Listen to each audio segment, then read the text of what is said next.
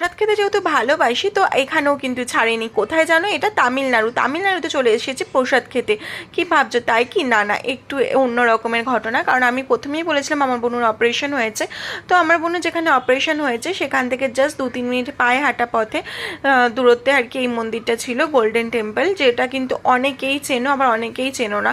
তো এখানে না ডেলি যেমন আমাদের মায়াপুরে হচ্ছে কুপন কেটে প্রসাদ মানে খেতে হয়, বাট এখানে না ফ্রিতে, মানে ডেলি এখানে মানুষকে খাওয়ান আর কি। তো যাই হোক, এখানে আমি ঠাকুরের দর্শনটা করাতে পারলাম না, যেহেতু ঠাকুরটা অনেকটা ভিতরে ছিল, তাই জন্য এখানে আমরা প্রসাদ খেতে চলে এসেছি। আর আমরা যেহেতু প্রসাদ খেতে খুবই ভালোবাসি, তো মা বলছিল এখানে নাকি প্রসাদ খাওয়ায়। যেহেতু আমার বোন নারায়ণী হসপিটালে মানে অপারেশনটা হয়েছিল, তো ওখানকার মানুষজনই বলছিল যে পাশেই গোল্ডেন টেম্পল আছে, ওখানে নাকি খুব সুন্দর খাওয়া দাওয়া করে। তো ফার্স্ট টাইম একটুখানি চলে আসলাম মানে প্রসাদ খেতে এই গোল্ডেন টেম্পলে। দেখতেই পাচ্ছ কত কত মানুষ এখানে সুন্দরভাবে চেয়ার টেবিলে বসে, আর এখানে খুব ভক্তির সঙ্গে মানুষকে খাওয়ানো হয়। আমি চলো কিছুটা তোমাদের সঙ্গে যতটা পারছি শেয়ার করছি। এখানে কিন্তু ভিডিও কলার নট অ্যালাউড, জানো তো। তো বাট তাও আমি খুব রিক্সিভাবে ভিডিওটা করলাম। আর এই দেখো পাতাগুলো, কলা পাতাগুলো উল্টানো দেখছো, এনাদের কিন্তু খাওয়া হয়ে গেছে। এখানকার রিচুয়ালস হচ্ছে খেয়ে দিয়ে কিন্তু পাতা ওঠানো যাবে না। আমরা যেমন মানে আমাদের বাঙালিদের নিয়ম হচ্ছে প্রসাদ খেলে পাতাটা উঠিয়ে আমরা বাইরে ফেলে দিই, বাট এখানে তার ঠিক উল্টোটা। এখানে হচ্ছে পাতাটা ঠিক এরকমভাবে রেখে দিতে হবে। তো দেখো এখানে এক একটা স্টাফ মানে কেউ গ্লাস নিয়ে যাচ্ছে, কেউ পরিষ্কার করে দিচ্ছে। তো পুরোটা ক্লিন করার পর ফাইনালি আমরাও বসে পড়েছি। আমি আর আমার মা ছোট বোনও গেছিলাম।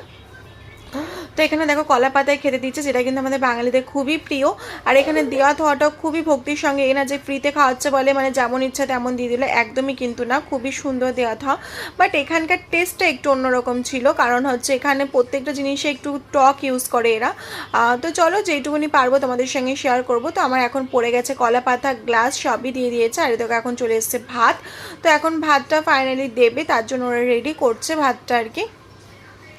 তো দেখো ভাত দেওয়ার আগে চলে এসেছে এরকমভাবে জল দিতে আন্টিগুলো কিন্তু ভীষণই ভালো ছিল, খুবই ভক্তির সঙ্গে খেতে দিচ্ছিল। এটা না যে ফ্রিতে খাওয়ানো বলে মানে যেমন সেমনভাবে দিয়ে দিচ্ছে, একদমই না।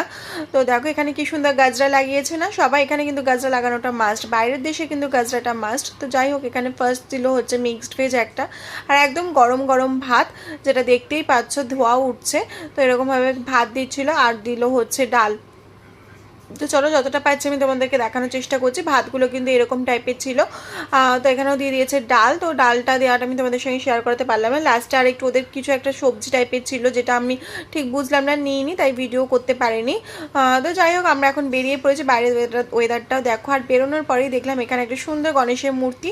তো এখানে ঠাকুর নমস্কার করে আবার চলে গেলাম হসপিটালে। তো চলো আজকের ব্লগটা এইটুকুনি ছিল। কেমন লাগলো একটা লাইক করে দিও, চ্যানেলটিকে সাবস্ক্রাইব করে দিও।